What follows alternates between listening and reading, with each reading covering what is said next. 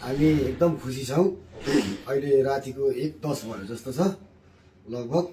अनि चाहिँ हाम्रो सबै कुरा चाहिँ सुनिदिनु भयो उहाँ माननीयज्यूले र सबै कुरो लिखित गरेर दिनुभएको छ कि हप्ता दिनभित्रमा सबै कुरो चाहिँ ओपन गरिदिन्छौँ, किनकि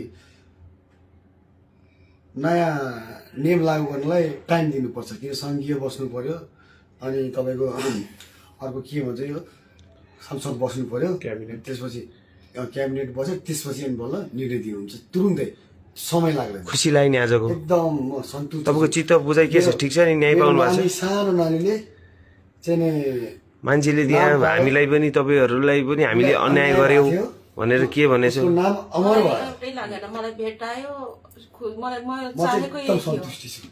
हामीले गल्ती गरेका छैनौँ नि। मान्छेले त हामीलाई दोष लगाइरहेछ नि, सिमरा आउन दिन्न रे, मलाई न्याय मिलाइदियो, बस यति नै छ। न्याय पाउनु खुसी हुनुहुन्छ नि? ल राम्ररी बस्नु होला है।